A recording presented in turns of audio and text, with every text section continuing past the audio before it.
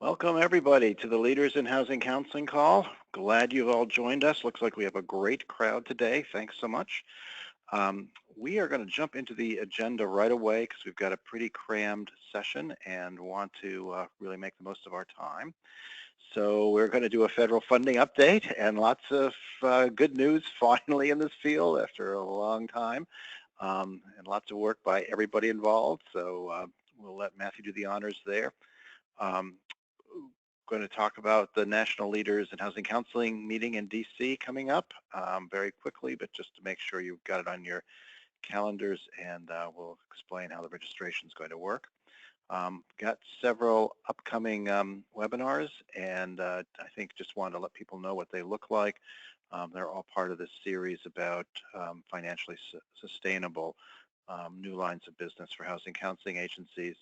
And I think lots of value in them, and some will be more interesting to some groups than to others.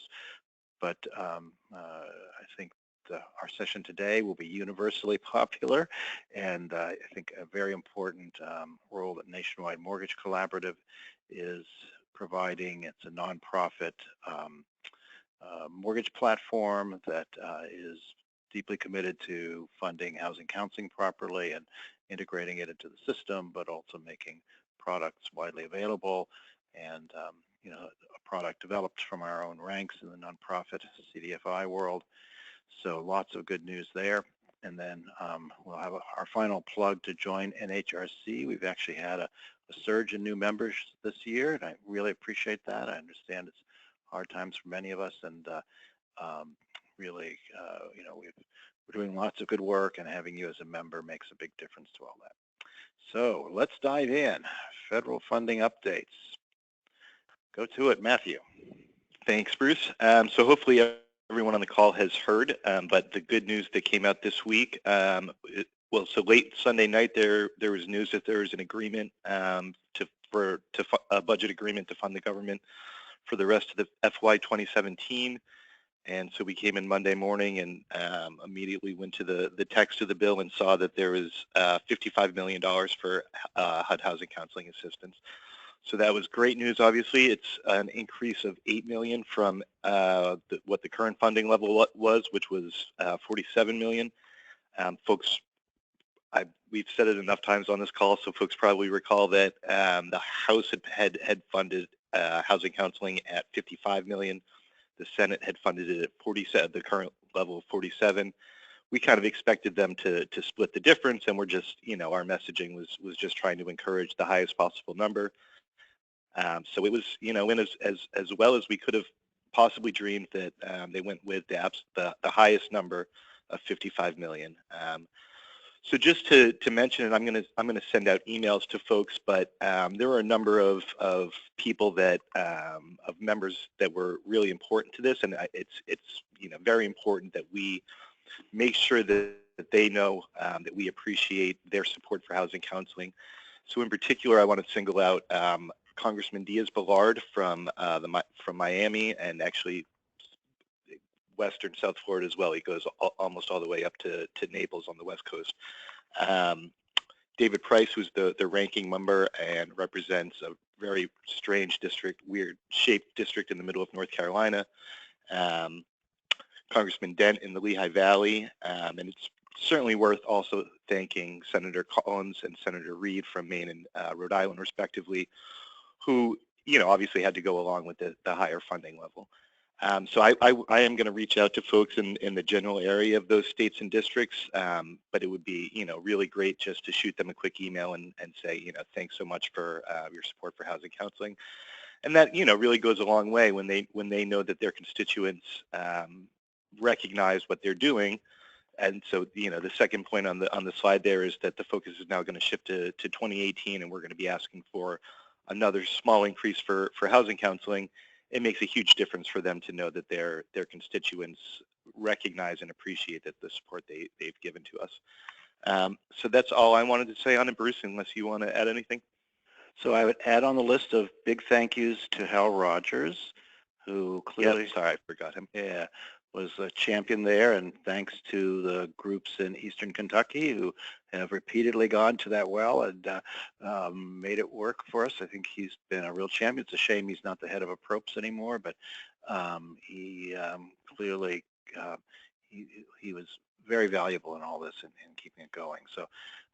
And I'll also just add to the list, it certainly wouldn't hurt to for folks to thank Congressman Frelinghuysen, who's now the chair of APROPS. Yes, that's a smart move. He's in northern New Jersey. Right, and if anybody's got his personal phone number, we do want to get a meeting with him. We've been working with several New Jersey groups and really need to get that relationship going. But yeah, so that's our honor roll of people who've been particularly helpful, but no problem if you've got anybody that you'd like to thank on that piece, even if they weren't on our list. It kind of puts us top of mind to them, and that's very good news. Yeah, and so the one other thing I think is, what do we learn from this, and also from what's happened on the attempt to dismantle Obamacare, and we think also on a number of other initiatives, is that it looks like in the House with the Dems on issues where the Dems will hold strong and moderate Republicans really hear from their constituents, that we have a pretty interesting dynamic there where I think it can help move forward this kind of work. And I think we want to think about our work. I think a lot of us were in this doom and gloom phase a few months ago. This all makes it much more practical to imagine being able to do more the kind of positive work we want to be able to do around housing issues.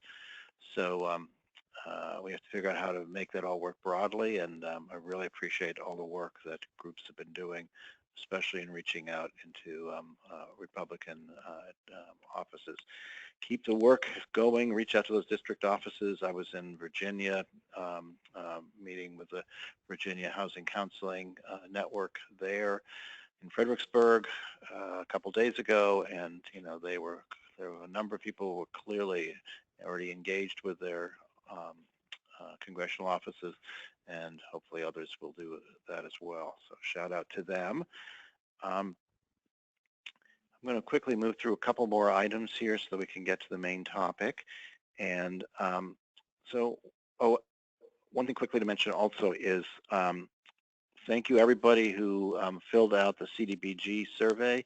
The impact of the cuts on CDBG and on HUD programs. We're doing this jointly with the Coalition of HUD Intermediaries, and 110 people on very short notice responded in tremendous detail, and that's very helpful and will hopefully be a key piece to the study. And then the servicing survey, which we just completed, very short notice turnaround. You may have heard the Urban Institute is doing an initiative on mortgage servicing and trying to figure out how to make mortgage servicing work more effectively going forward.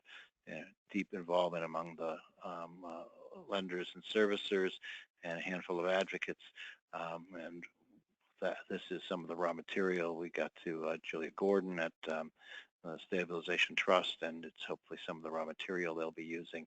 I'm going to try to think about some other ways to circulate the information.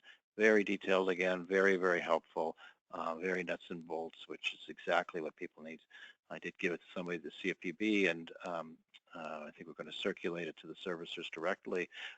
In the circulating it to the servicers, we're going to take your names off of it, the organizational names, and just have locations so that it's a little bit more anonymous to the servicers, but we want to keep all the content there.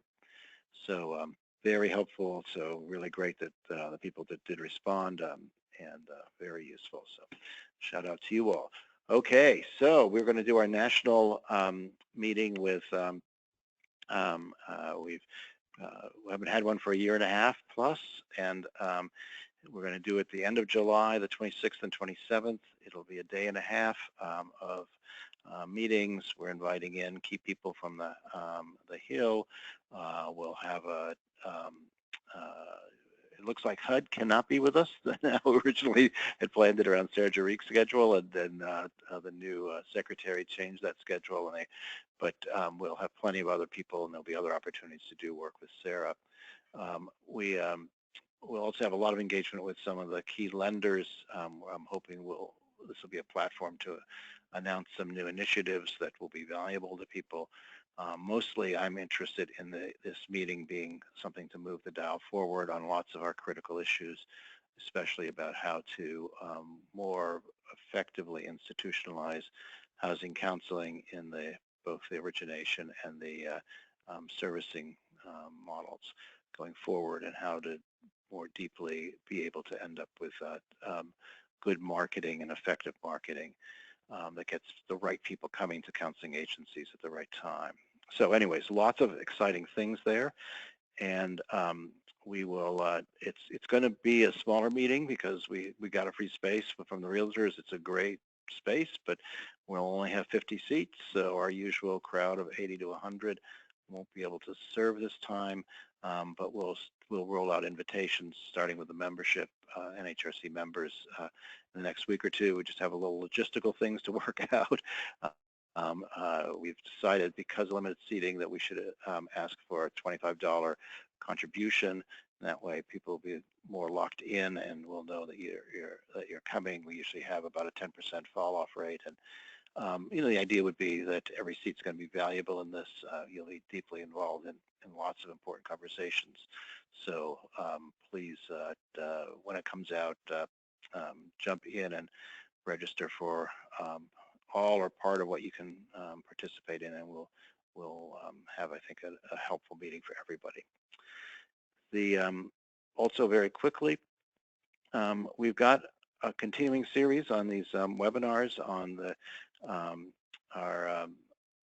idea of how to bring in new lines of business and how to rethink what we're doing in ways that will generate income, but also stay within the mission of what our organizations do. And so lots of these are very interesting. The folks at Urban Edge have developed a relationship with a realtor where they basically are sharing some of the commission, but not having to become a licensed broker to do the work and what that involves. So I thought this was highly innovative. Bob Creedle, some of you may know, is kind of a deep thinker about our work and housing development work in general. So he and his team will be on that call. The Heat Squad Conservation Program is a group in Western Vermont that's doing lots of energy conservation work, and I've asked them to kind of think about, if you are just starting up in the current environment, how might this work that would make it feasible for organizations, and where might be the funding sources. In my conversations with Urban Edge and Bob Creedle, he started talking about how they figure out whether they're making money or losing money on different projects and how to price on projects. And it was quite a learning curve. It was very interesting stuff. And he talks candidly about some of the false steps and signals they get from the marketplace. Very interesting. So I said, let's just have a conversation around that. And so I think we'll have him and maybe his CFO in the middle of June on that one. And then we have the latest one, which is brand new.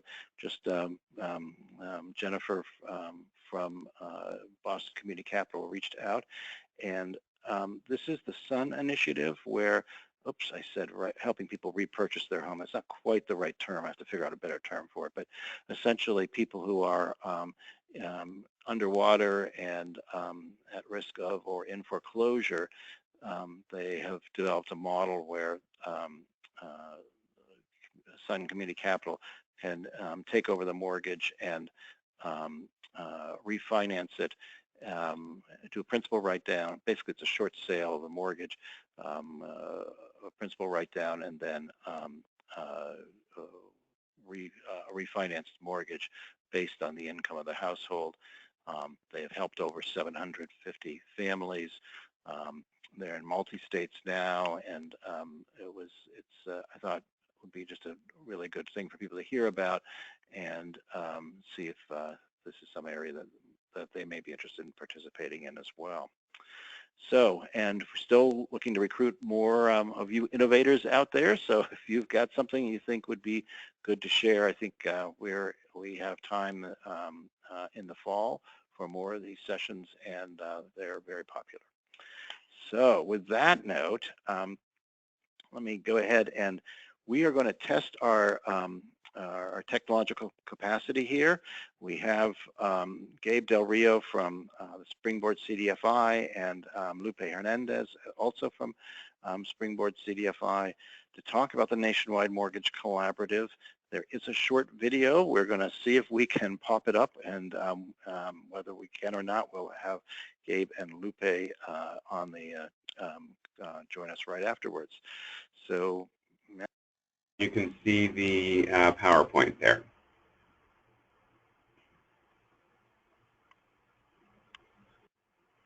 Okay, show my screen.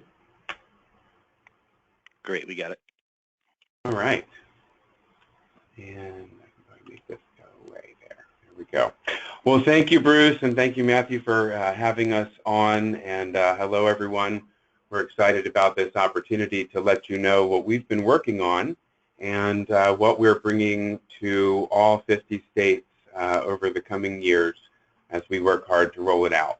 My name's Gabe Del Rio, and I'm joined here by Lupe Hernandez, and we're with Springboard CDFI. We're the host CDFI for the Nationwide Mortgage Collaborative, and I'm going to tell you a bit more about that as we go through this presentation.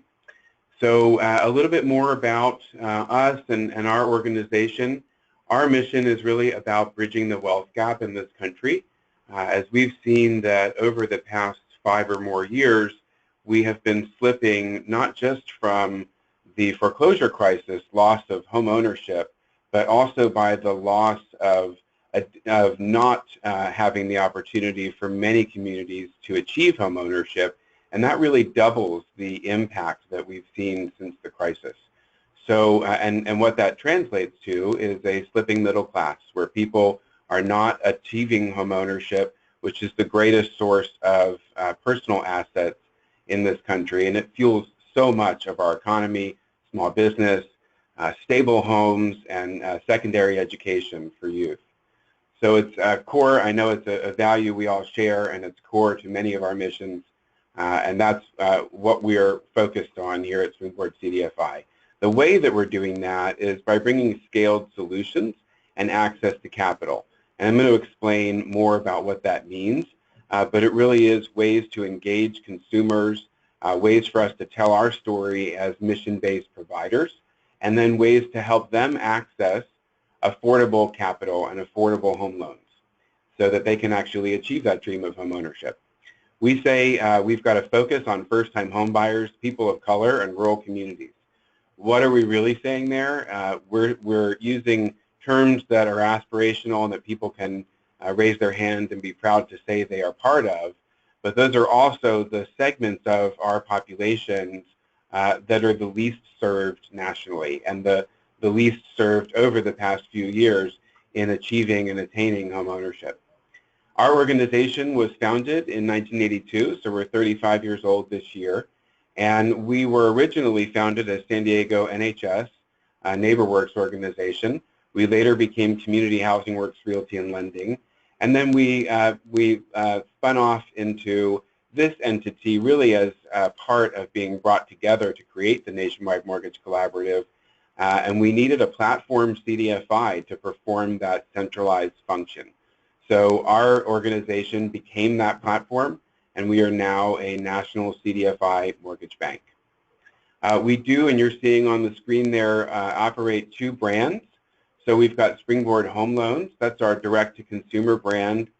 We've been serving the community for 35 years in Southern California. That's how we meet people, and that's our retail brand.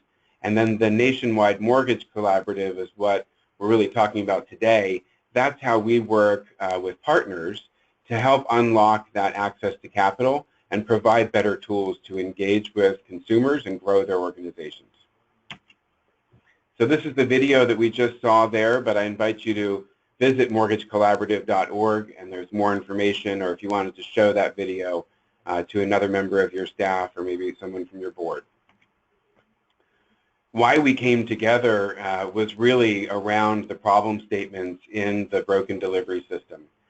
It was shocking when the Urban Institute study came out that showed that we're missing over 1.2 million borrowers from entering the market each year.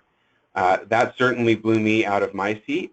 And when we had come together with the Ford Foundation originally as the top producing CDFIs in the country, none of us were anywhere near that scale. And even all together, we didn't reach a scale that was engaging with the capital markets in the way that we all want to if we want to be in the driver's seat of how to keep home ownership affordable and how to deliver affordable access to credit.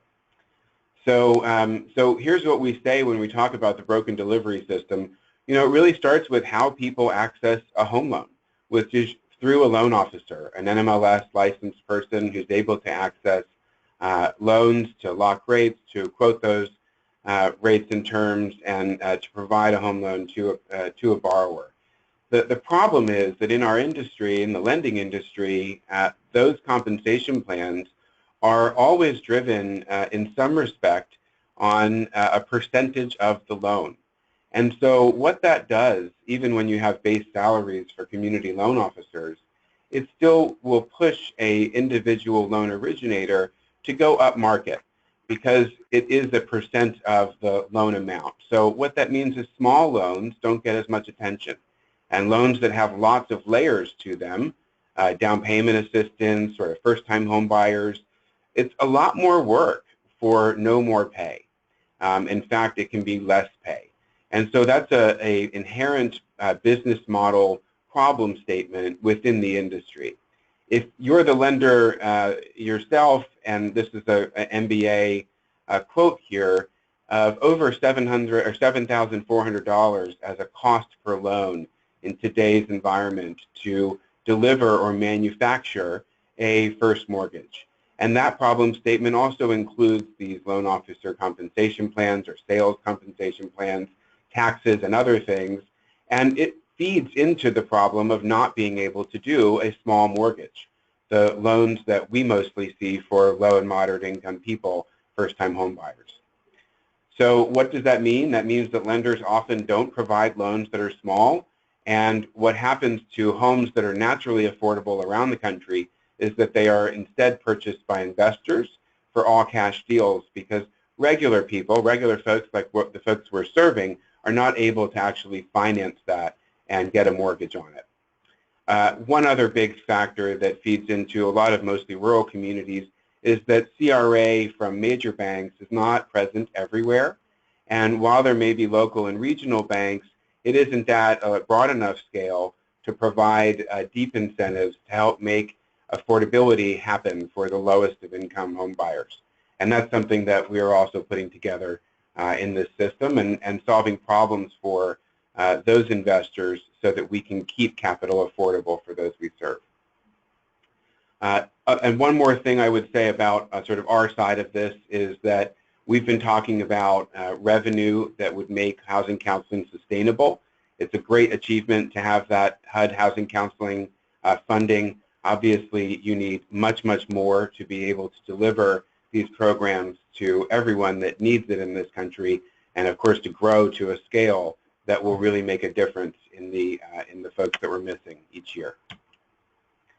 So here's what we provide with the NMC. We built some really cool things that, that speak to that engagement with consumers. We started with mortgage readiness. You know, our organization has been part of a housing counseling organization for much of its history, and so we spent a lot of time working with that client set, delivering education, helping consumers understand if they're ready for a mortgage, and if they're not, what specifically do they need to do about it, and what resources are available to help them achieve that. So we started with this great mortgage readiness technology that we make available to our partners. You're seeing on screen there a version with NHS Chicago's branding, which just as an example shows you that we portray this technology in your brand, and we put this on your website. The notion here is to strengthen each of the member organizations' engagement with consumers locally and help them attract, as Bruce was saying earlier, and triage the right clients for their programs. You'll see on the bottom of the mortgage readiness screen here too, we're keeping it fairly simple. We ask a little bit of applicant information, non-identifying. We don't ask for email addresses up front that bounce a lot of people away, especially millennials. And then we go through really 5 areas of the consumer's profile to help them determine mortgage readiness and understand what they need to do. And so we go over income, we go over credit score, we help them understand what credit score they might select if they don't know it by giving them qualifying information. We ask about hardships, which many people did experience in the crisis. We go over all the debt payments that build a debt ratio. We talk about funds available for the purchase, and then we come out with a readiness outcome that breaks people into the 4 main categories that we've used as a HUD provider for many years, and as HUD-approved organizations you'll recognize. So those would be mortgage ready, near ready, short-term and long-term categories. So depending on the answers to what the consumer put in there, we tell them what areas look good, what areas that they need to work on, give them an action plan and next steps. This is all customizable by partner. And then we link them to the actual resources that will help them overcome those obstacles or prepare for home ownership. You can see in this case on screen that we've got a mortgage-ready customer, and in all cases we are referring back to a HUD-approved homebuyer education class, as we do believe all borrowers and first-time homebuyers should take that class. And so that, for instance, links back to our partners class by and large. We are, thanks to Freddie Mac, making this technology available completamente en español. Viene tan pronto, so we're working on it. We're going to put that out an ES version that will not just use Google Translate as we do today, but that will actually have a full instance in Spanish for that large demographic in our country. The next big tool that we have built and provide to our partners and members is our loan shopping tool. And this is a really exciting tool. You know, when I looked at all of the things that are out there to help a consumer understand what they might qualify for, if you look at what a mortgage calculator looks like in the industry, it'll ask you what your loan amount is, what your loan to value is, what your purchase price is. It even lets you set the interest rate before it does anything like calculate a mortgage payment. That is interesting, but it's not exactly something I think is very helpful for the first-time home buyer set and what we heard back from clients who didn't actually know that information to be able to perform the calculation. So we flipped it all on its head, and we started with what information a consumer knows, and then we gave them the advantage of what we have the advantage of as a mortgage bank, which is using a product and pricing engine that plugs into all of our investors on the back end and pulls the live interest rates and products that are available that day. And so, so in this, what we have is if you've gone through mortgage readiness and you're mortgage ready or near ready, we encourage the customer to go through this step. In any event, you can go through the loan shopping tool, and really we ask a few questions here. We need to understand a bit about how many folks are buying and are in the household. We ask about annual income. We're going to use that for AMI, and we use it for debt ratios later. We do ask about credit score again and walk them through that same prompting within the mortgage readiness tool. We go over debt payments so that we can determine a rough debt ratio. And then we ask about purchase parameters, where they're buying. And at the end of that, they click next, and they're seeing the loan options, which is what you're seeing on screen right now. What we do for those loan options, we make sure the algorithm will show no less than 3 investors. There's 6 full options, and we never have less than 4 different investors that we're searching within. Most of the time, it's over 20 different loan outlets on the back end that we are searching the products and pricing of. We also highlight the payment, the pretty payment for the consumer, and we highlight the estimated purchase price, which we feel is really good feedback for that first-time home buyer to understand where they are and what they're looking at today. If this is a loan that they're interested in, then they should apply for it and put in their full application and be fully qualified. Right now, this is based on their best provision of that information and has not yet been verified.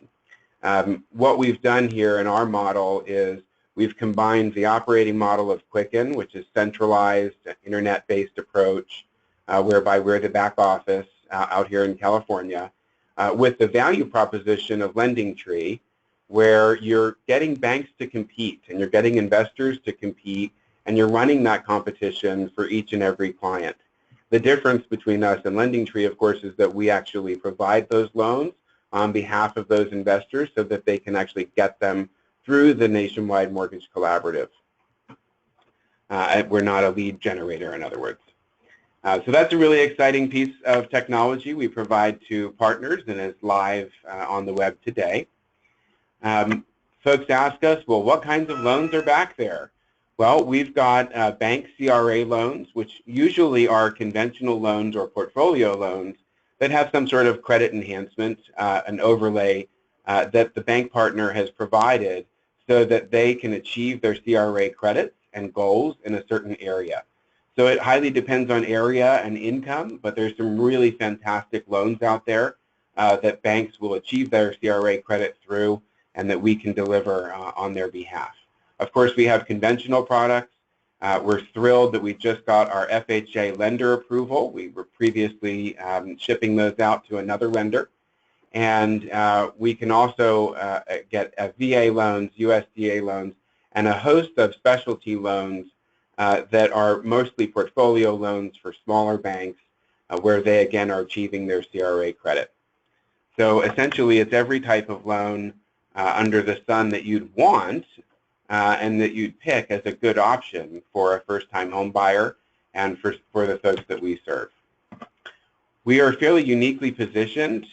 We are the only nonprofit mortgage bank to have authority to lend on behalf of these major national banks. We also have a host of other investors and outlets, and we've got solutions for local and regional banks as well who wish to engage with our partners and with this platform, but don't necessarily have a large wholesale division or correspondent lending channel.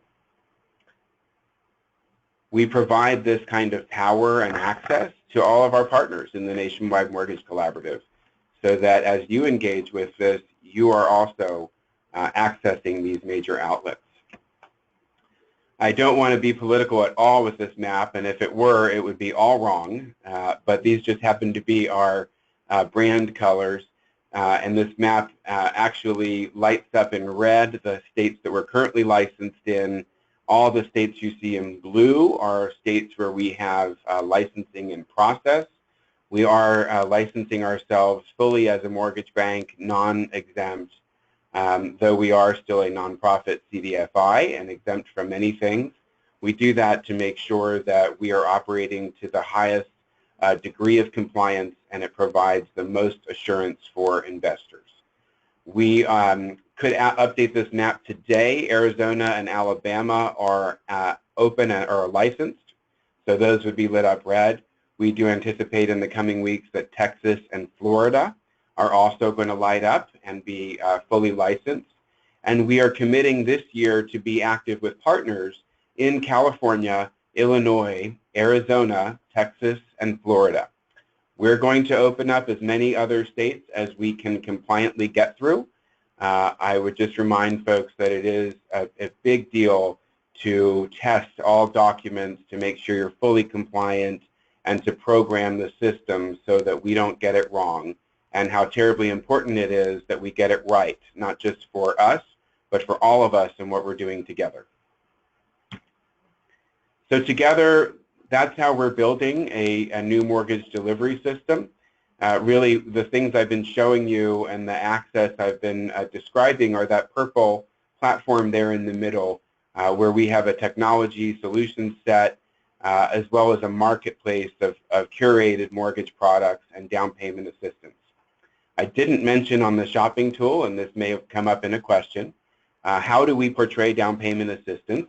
If we or a partner control or can access that program, when we bring our partners on, we make that program searchable so that in the shopping tool below the first mortgage section, if you have a qualifying buyer and they're buying in an area where those programs are available and they meet the AMI requirements, then those programs will also be portrayed as a potential option for people.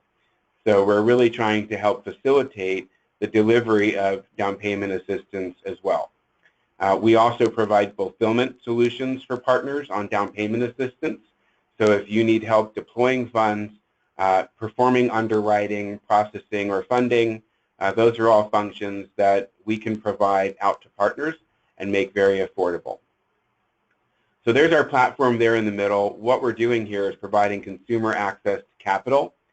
For HUD housing counseling organizations, we're really helping you to increase your impact, making sure that you can get the homeowners that you're preparing through education and counseling over the line to achieve homeownership. We also provide income for steps in the work that HUD-approved organizations are providing, and I'm going to go over that in detail in a minute. If you're a CDFI out there, like a really strong CDFI like Chicago NHS, we're providing more loan options and some marketing support to your organization. So we're bringing the whole host of first mortgage solutions to CDFIs so that they can increase their offerings locally and really enhance their value proposition to clients, hopefully growing their delivery locally. Together, we're aggregating this business, which is really important for us to engage in capital markets and for us to continue to provide affordable credit enhancements that will continue to feed our system and help people achieve homeownership. We're also providing consistency to them in the way that we manufacture that, and we provide the centralized manufacturing platform. We are collaborating across networks. So what that means is that if you are a nonprofit in this work and you're dedicated to this mission and interested in engaging, then we're for you. We love NeighborWorks organizations, NCLR organizations, Home Free, RCAC, you name it, all of the various intermediaries that are out there in networks. We're just cross-network collaborating and working with and for any organization that is also focused on this mission.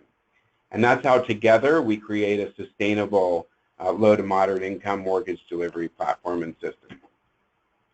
I want to give credence to our Leadership Council who came together with the Ford Foundation and us and have been working on planning, preparing, and projecting this work for some time now.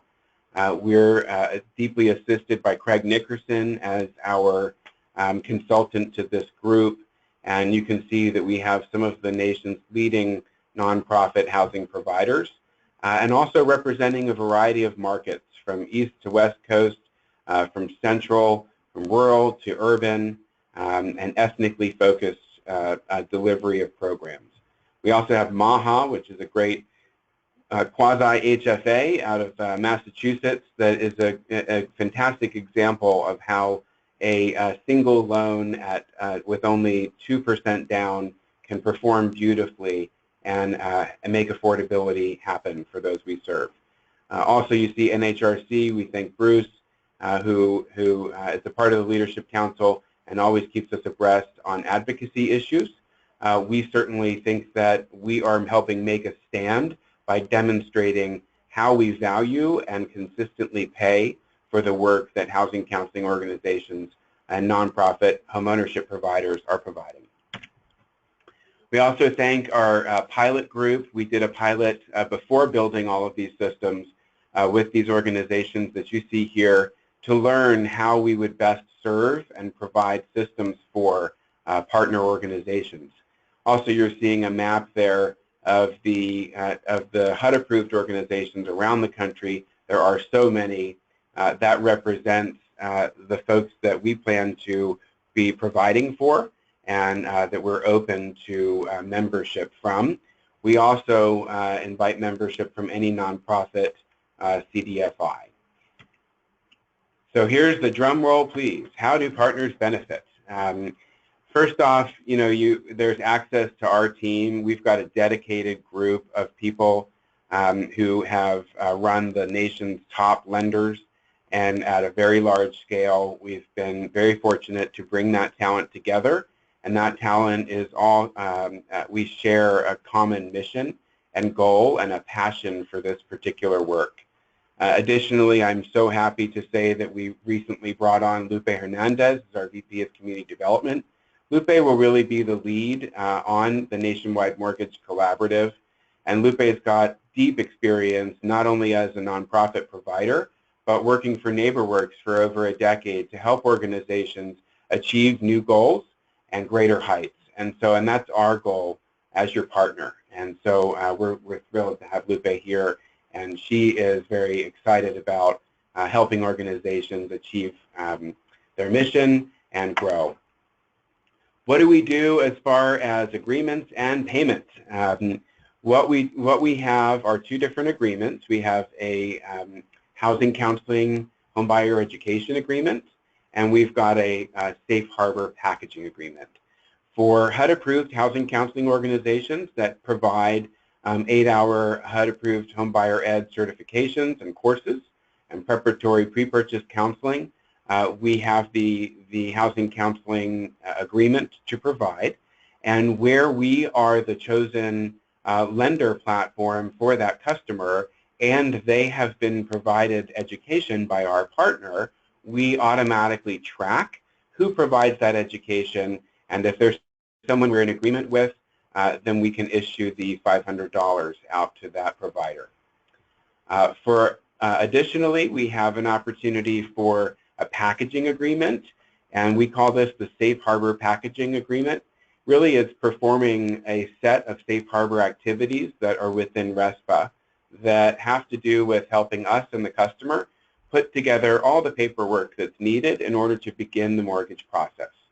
And so it's quite simply very similar to the package that any housing counseling organization would already be putting together in providing a deep one-on-one pre-purchase counseling.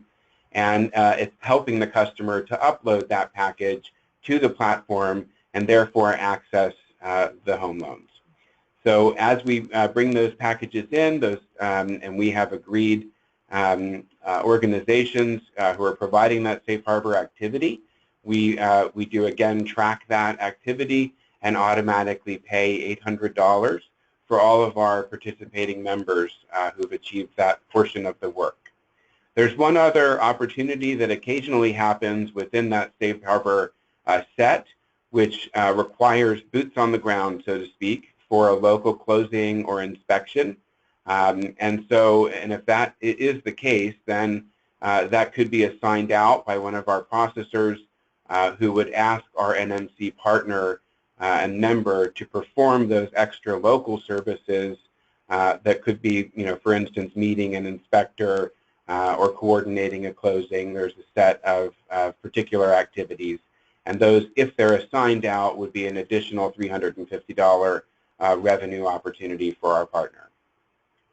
Partners also benefit from the tools that I showed you earlier, the sort of marketing, web, and consumer engagement tools, the mortgage readiness that's branded to your organization, the loan shopping tool that's branded to your organization, and searching local programs.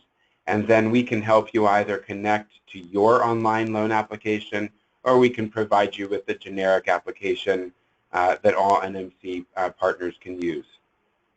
We also have, as available to our partners, a branded homebuyer education curriculum, which is really a book, and the corresponding PowerPoint. Those are those meet the national industry standards, and we provide through our main partner of credit.org as a HUD intermediary, and we have a discounted rate for NMC members to purchase those books and curriculum.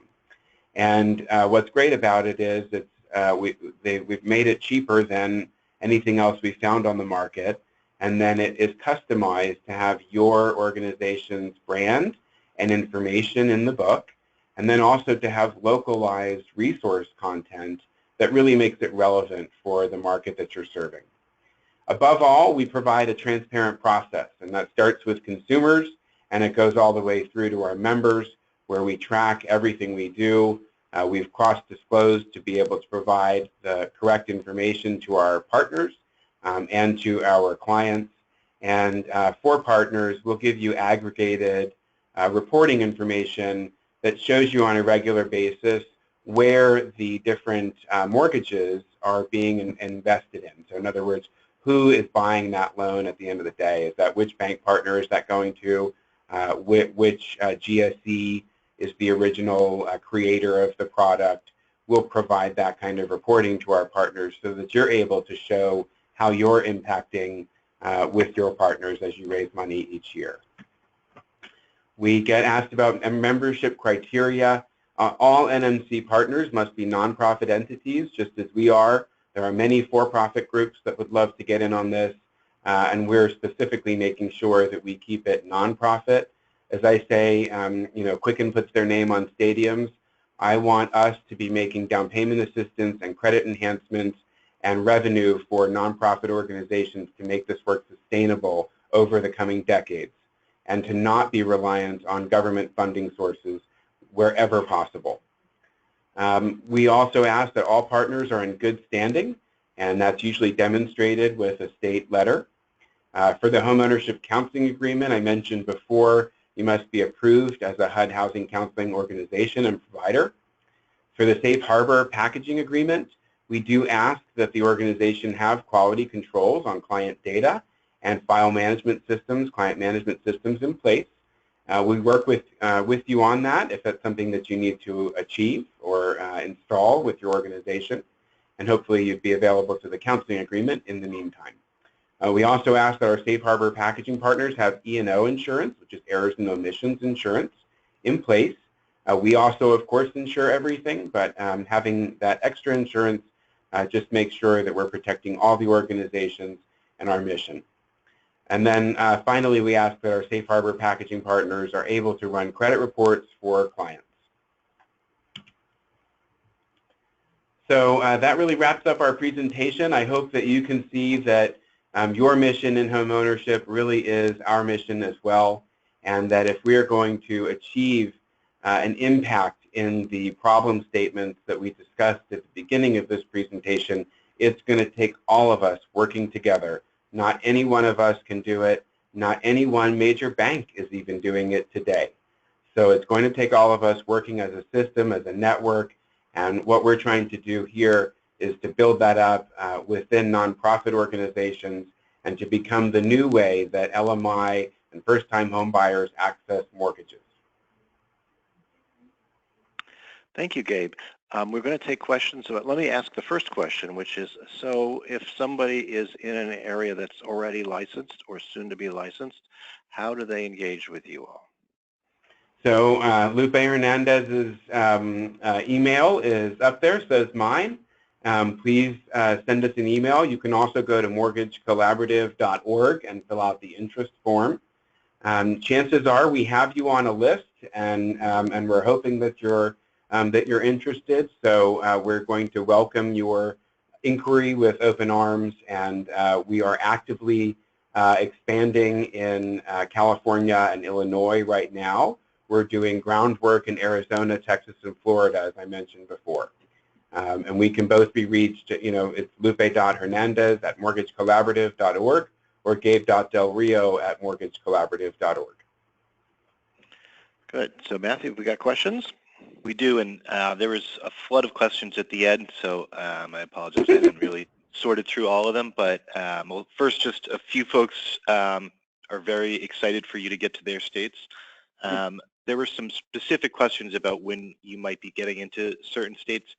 I can't imagine we can, go through one by one, but Georgia and Missouri were specific ones that came up. If you have any details on when you might get into those places.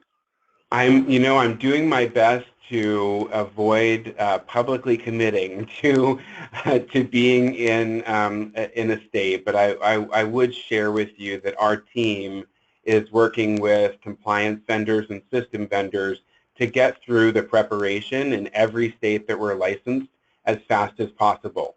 Right now, we're able to do that at a clip of about one state per month, and we've been doing it for a few months. So we are prepared to do more than we're publicly committing to. Right now, what would be really important is if you see that we are in active licensing process or that we are actively licensed in your state, to let us know of your interest and begin the conversation. It's important for us to understand what you're looking at and what your expectations are, and to be able to put that on our pipeline so that we're able to service those. Great. And that may answer the next question, which is just if there's a good way for folks to kind of track as states are coming on board. We are certainly going to be updating the Mortgage Collaborative website. Right now, the team is working on an interactive state-by-state map. One thing that we're doing wherever we are not licensed and active is we've already found all the nonprofit lenders that are available in those states, and we are immediately providing that information to anyone who's searching. And then we also have a long list of other lenders that are active in that state, so that anyone who is searching or using this technology can find someone to help them regardless of our activity level in that state. And hopefully we're doing our best to drive as much traffic to nonprofit providers as possible. Great. And someone asked if you all have any coordination with state housing finance agencies? Yes, in fact, I'm attending Fannie Mae's HFA conference next week. We are, as we roll out onto a state, we work with our partners to see what programs and lender investors have been relevant to serving your clientele. We make every attempt to bring them onto the platform and to provide their loans through this marketplace. We also ensure that we can bring your HFA products state by state in. We're also adding things like mortgage credit certificates, anything that we can bring as a statewide resource of down payment assistance, purchase assistance, or affordable mortgages. And we've got a gentleman named Matt Callahan who's in charge of product development, and he does this to prepare for each state. We'll work closely with our partners to make sure that we have as many of the affordable mortgage options, if not all of them, on the platform as we roll out to a state. Great. So this is going back to the section on benefits for the local agencies. You had said use of your lender as one. If someone was just asking if you could kind of elaborate on what that meant exactly. Benefits.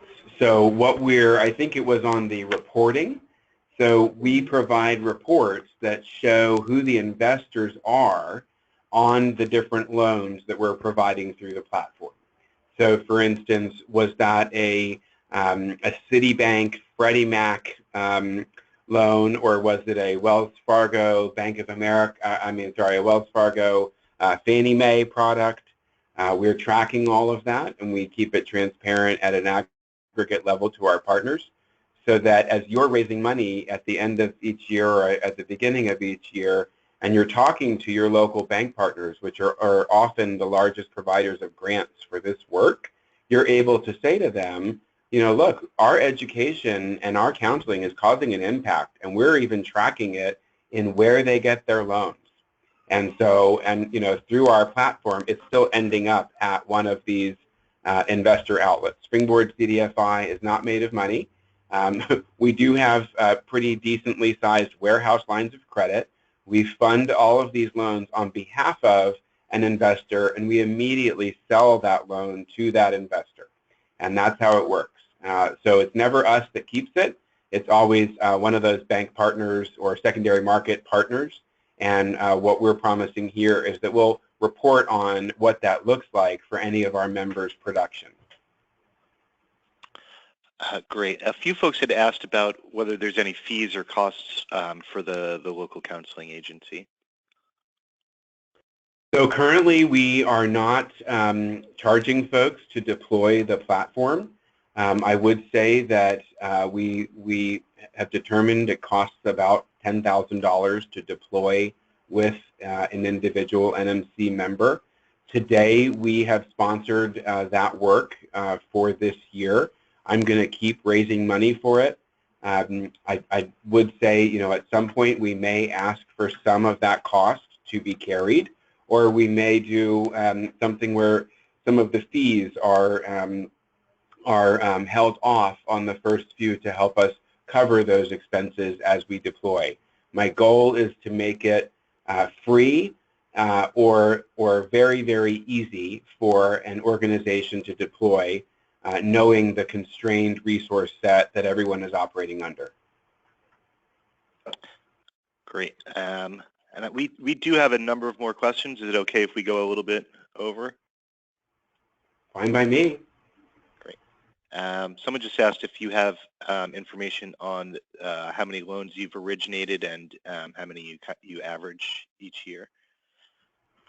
Well, in the history of the organization, before it changed to this model, we did, and this was the case for several of our NMC Leadership Council partners, we did about $20 million a year in affordable mortgage finance. This year, we are scheduled to do about $70 million in volume, and that equates to about 400 loans. Half of which would be through our traditional sort of retail channels, and half of which are projected through the NMC. I would say that both of those could be greater than we have projected, and what we are projecting are fairly conservative numbers per organization per month that begin about 60 days after their deployment. We began deploying this whole new platform and our completely re-engineered entity in first quarter of this year, and I think there's something like $7 or $8 million in the first quarter of fundings. That funding level and that activity we will see doubling essentially each quarter as we go through this year, mostly due to partners joining on and deploying in additional states. Great. There's a number of questions that are really kind of state specific, and people asking, you know, how to find out whether their state is on board or not, or, you know, in the future. Can you just go back over, please, what folks should do if they're Sure. Yeah. So if you have a question about your state, and if you're interested, just so that we know that you're interested as well too, it's a really good indication. Going on the website and filling out the form, or emailing Lupe or myself, and we'll make sure. Lupe will be your main point of contact, and so it's lupe.hernandez@mortgagecollaborative.org. I put up back on screen here the licensing map. Arizona and Alabama are both licensed today. Just to remind, Texas and Florida, we anticipate any moment now. Actually, many more of these blue states could be any moment. New York happens to be a state that takes a very long time, but other than that, most of those states should be licensed in the next 3 to 6 months maximum. We are then going through a state-by-state compliance and systems prep process before we roll out to any partners. Great. And a few other folks had also asked about, you know, who the specific partners are in specific states. Should they also just email Lupe for that information? Absolutely. And yeah, and I want to thank Chicago NHS for being the first out of the gate to work through any sort of system bugs first quarter of this year. And we've had our first closing with them. We're really pleased to see that relationship grow and bud. And when we did our training and rollout with them as a partner, it was obvious that they are going to have a much increased and enhanced value proposition and be able to serve many more households each year. Great. I'll just combine these. One is whether there's any way for an agency that's not in one of the states where you're up and running to participate, and the other question is whether organizations need to be a CDFI.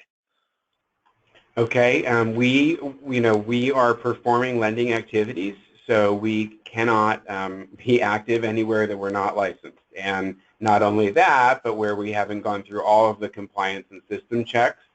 And so we are very carefully rolling out state by state.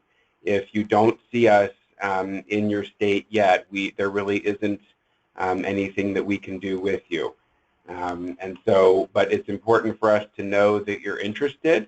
It's important for us to know what you're looking at and what this means to you so that we can continue to prioritize our licensing and compliance prep work. So please do let us know.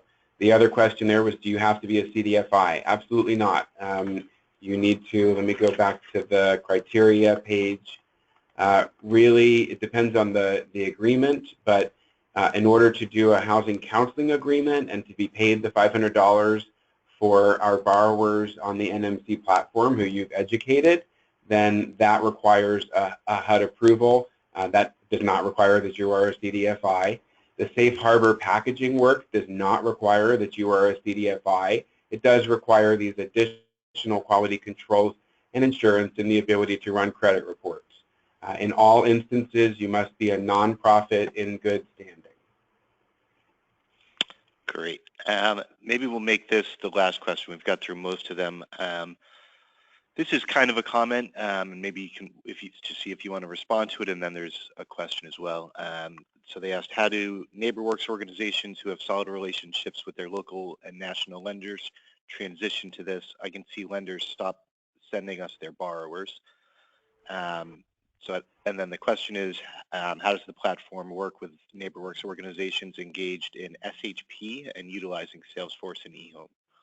Gotcha. Okay, two-parter there. So first-parter, how do we engage with bank partners? So we are sending those bank partners loans on the back end of this system. So they are not losing business. The person who's losing business in our system is the loan originator whose commission is driving up the cost per loan and who doesn't have enough time clearly through the data to serve our constituents. So that we are changing up and disrupting. But otherwise, as soon as you get over the originator's head and get into the actual loan investing and the capital market segment of a bank, they are thrilled that we will be helping them achieve their CRA credits. Right now, most banks are not achieving their lending goals, especially in mortgage around the country, and this system is a new way that will help them reach those markets, and they do not mind that it's a nonprofit that's originating it. What matters is that they buy those loans, that they invest in those loans, and they continue to create credit-enhanced, affordable products that make a difference for the people that we serve. So it is a transition, but not a big transition, and we've seen folks go through it, and we went through it ourselves, frankly, in our development as an organization. And additionally, I would say not only are those big banks mostly engaged, but in the case in Texas, for instance, we're working with them on local banks that are really quite small that have been highly engaged with the nonprofit, getting a lot of new clients from that nonprofit and achieving their goals through it. We're making a way for them to continue investing in the loans, even though they're not a large bank with a big correspondent or wholesale capital markets channel. So we're solving for even the smaller regional banks. Last thing I'll say about what bank partners have done and what lending partners have done in this industry with HUD-approved housing counseling organizations is that in many cases, unfortunately, they turned us into ticket punchers, where we were performing the education at the very last minute, when they had already gone into escrow, when they had already gotten the loan approval, and when frankly the education had then less impact on that family. And we know that to be true. Bruce and myself, Lupe, were a part of a big national discussion recently with Fannie Mae. They closely studied this issue, and they concluded the same, that homebuyer education is often an afterthought. It's done very late in the process, and it's considered a hoop that one must jump through in order to get down payment assistance or a specialty affordable mortgage. What we're doing here is we want to put that education up front. We want, as you attract clients into your organization, you start with the education, you start with the pre-purchase counseling. When they're mortgage ready, then it's time to look at loan options and begin that process, get fully pre-approved for those loans, and then engage with the real estate community and go out and shop for a home safely, knowing exactly what their payment is and that they have a plan to be able to repay it and afford it long term. So that's the difference that we're building there for our partners and with our partners.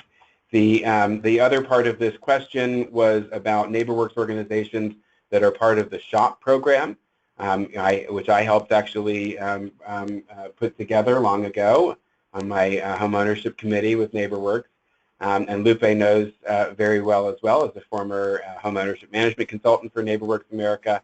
That means that you have some consumer-facing technology. And with us, you have options. You may or may not deploy the consumer-facing technology that we provide to partners. You may not want to use our mortgage readiness if you have your own mortgage readiness tool. I don't think anyone has a shopping tool, so you could choose to just use a loan shopping tool. That could be made public on a partner's website, or it could be used in a private setting that's only available to counselors as they sit across the desk with a customer. So all of those options are open, and our technology is not requisite to use. We really did build it to enhance the value proposition and offerings of our partners, knowing that 80% of the housing counseling organizations in the country are not NeighborWorks organizations and therefore do not have the benefit of those wonderful tools that they built in SHOP. Great. Excellent. Thank you so much. I'll turn it back over to Bruce, but thank you all, and I apologize. There's a few questions we didn't get to, but I think we should wrap it up there. Great. So excellent. Thank you, Lupe and Gabe. This is terrific. And I think one other benefit that we ought to just advertise here is that it's clearly helpful to places. A lot of the rural groups that work in that counseling field talk about the absence of available loan product, and this may be a good solution for that. Also, the rising problem in some markets of being able to get low balance loans, $50,000, $60,000, $90,000, $100,000 kinds of loans, and this may also be a solution to that as well. And also just so people should understand that the way that the program will work is that if you have an agreement, your organizational name will go on the as part of the branding of the website itself that the consumer looks at. I'm correct in saying that, right? Okay. Yes, absolutely. We give a whole version out to our partners and we deploy it on your website. Right. And you've got a marketing strategy too, so some ability to generate business for the counseling agencies in some markets where we've done some thought about that. So that's, I think, also helpful to recognize. So just big thanks in all this, and I hope maybe we'll have you back again in 6 months or a year and give us a progress report and maybe some update on what things are happening. But thank you so much for all this, and very quickly, just a reminder, we've got in 2 weeks we'll have the next one of these series coming up, and we have an opportunity to join NHRC, and I think I just want to encourage people to join. Membership dues are tied to the size of your housing counseling budget, and this is the kind of thing we want to keep growing. We have a lot of work to do. Really appreciate the fact that so many of your organizations have dived in already, and just encourage those that haven't to please take a look at it. You can always get our membership form by either emailing me, and I respond very quickly on that, or you could just go to our website, and it's under membership. You'll find it. 2 clicks. Okay, thanks everybody, and we'll talk to you again in a couple weeks. Thanks. Bye.